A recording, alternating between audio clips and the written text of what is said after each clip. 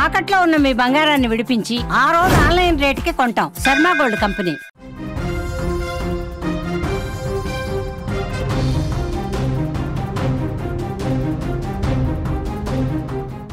దోస్తు మేరా దోస్తు తూ హే మేరీ జాన్ అంటూ America president Trump Elon Musk కలిసిమెలిసి తిరిగారు. 2024 అమెరికా ఎన్నికల్లో డొనాల్డ్ ట్రంప్ రిపబ్లికన్ పార్టీ నేతలు ప్రపంచ కుబేరుడు ఎలాన్ మస్క్ ఎంత సహకరించారో ప్రత్యేకంగా చెప్పనక్కర్లేదు. ఒక రకంగా ఇద్దరు కలిసి ప్రపంచాన్ని ఏలేద్దాం అని అనుకున్నారు. కానీ ఇప్పుడు ఇద్దరికి బెడుసుకొట్టింది. ఇద్దరు బద్ధ శత్రువులుగా వ్యవహరిస్తున్నారు. ట్రంప్ మస్క్ ఇప్పుడు నువ్వెంత అంటే నువ్వెంత అని అనుకుంటున్నారు. ఈ ఇద్దరి గొడవకు కారణం ఏంటి? నిన్నటిదాకా మిత్రులు ఇప్పుడు శత్రువులుగా ఎందుకు మారారు? పూర్తి వివరాలు ఇప్పుడు ఒకసారి చూద్దాం.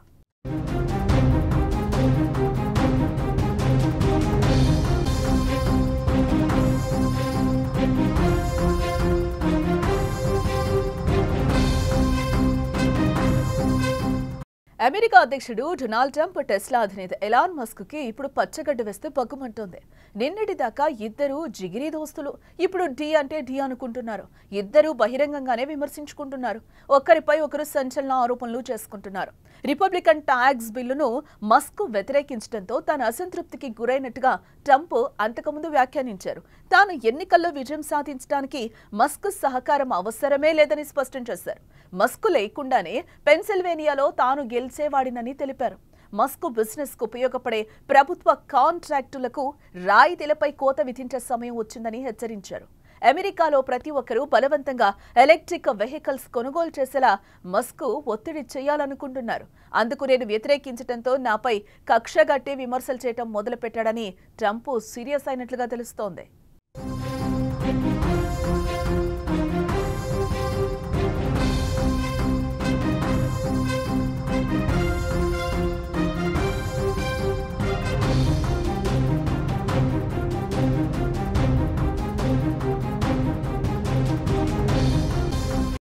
రెండు 2024 అమెరికా ఎన్నికల్లో డొనాల్డ్ ట్రంప్ రిపబ్లికన్ పార్టీ నేతలు ఓటమి పాలయ్యేవారని ఎలాన్ మస్క్ సంచలన వ్యాఖ్యలు చేశారు.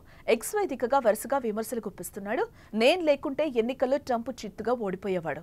సెనేట్లో రిపబ్లికన్లు 51 నుంచి 49తో ఉండేవారు అని కామెంట్ చేశాడు. వన్ బిగ్ బ్యూటిఫుల్ బిల్లు వల్ల వచ్చినట్టు తెలుస్తోంది.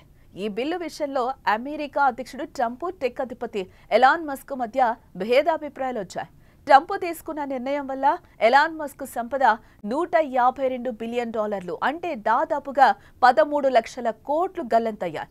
గురువారం నాటి ట్రేడింగ్ లో టెస్లా షేర్లు ఒక్కసారే 14% తగ్గిపోయాయి. ఇలాంటి పతనం టెస్లా చరిత్రలో ఇదే మొదటిసారిగా మనం చూడొచ్చు. రానున్న కాలంలో మస్క్ ఎన్ని సవాళ్లను ఎదుర్కోవాల్సి వస్తుందో కూడా మనం చూడాలి.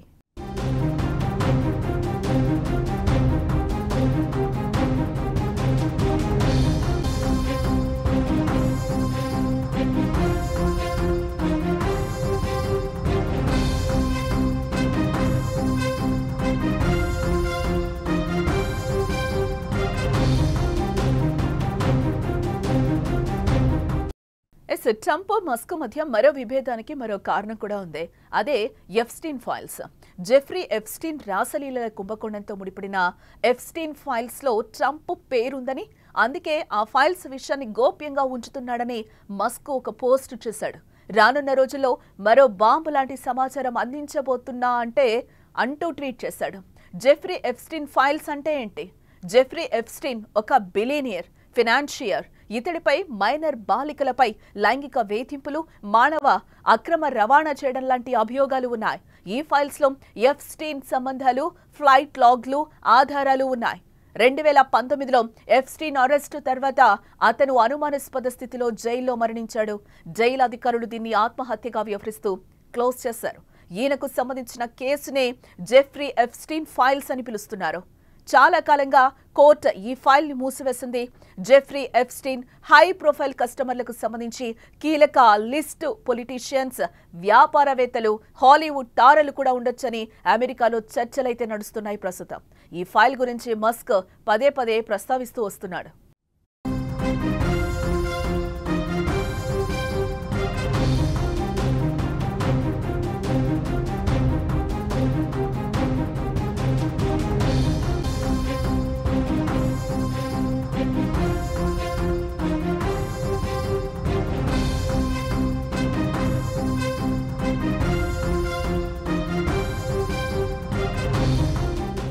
ఎస్, ట్రంప్ మస్క్ మధ్య దూరం పెరుగుతోంది. ఇద్దరు కూడా కొట్లాడుకుంటున్న పరిస్థితి కనిపిస్తోంది. ఇదే నేపథ్యంలోనే ఈ భారీ పతనంతో టెస్లా మార్కెట్ క్యాపిటలైజేషన్ $1 ట్రిలియన్ దిగువకు పడిపోయి రోజు ముగిసే సమయానికి $916 బిలియన్ వద్ద స్థిరపడింది.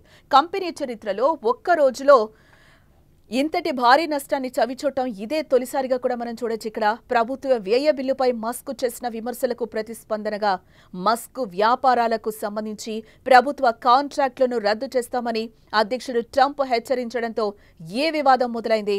మస్క్తో వ్యవహరించడం కష్టంగా మారిందని, ఆయన అతిగా స్పందిస్తున్నారని కూడా ట్రంప్ ఒక పక్క ఆరోపిస్తున్న పరిస్థితి కనిపిస్తుంది. ఎలాన్ విసుగు తెప్పిస్తున్నాడు, నేను అతన్ని వెళ్లమని కోరాను, ఎవరూ కోరుకొని ఎలక్ట్రిక్ కార్లను అందరూ కొనేలా చేసిన అతడి ఈవీ ఆదేశాన్ని నేను తీసివేశాను, దానికి అతడు పిచ్చివాళ్ల ప్రవర్తించాడు అని ట్రంప్ తన సోషల్ మీడియా ప్లాట్ఫామ్ ట్రూత్లో పోస్టు పెట్టడం జరిగింది. అంతకుముందు ఓవల్ ఆఫీస్ నుంచి ట్రంప్ మాట్లాడుతూ ఎలాన్ నేను మంచి సంబంధాలు కలిగి ఉన్నాం, ఇకపై ఉంటాయో లేదో కూడా నాకు తెలియదు అని కూడా ఆయన ఈ సందర్భంగా వ్యాఖ్యానించడం జరిగింది. కొత్త బిల్లులో ఎలక్ట్రిక్ వాహనాలకు క్రెడిట్స్ లేకపోవడంపై మస్క్ అసంతృప్తిగా ఉన్నట్లు కనిపించారని కూడా ఆయన ఒక రకంగా అంటున్నాడు. ఇటు అధ్యక్షుడు మీడియాతో మాట్లాడుతున్న సమయంలో మస్క్ ఎక్స్ వేదికగా ఏదైతేనే అని క్లుప్తంగా స్పందించడం జరిగింది. అంతేకాకుండా నేను లేకపోతే ట్రంప్ ఎన్నికల్లో ఓడిపోయేవారు, డెమోక్రాట్లు హౌస్ను నియంత్రించేవారు, సెనేట్లో రిపబ్లికన్లు 51 నుంచి 41 వద్దే ఉండేవారని కూడా మరో పోస్ట్లో మస్క్ పేర్కొనడం జరిగింది.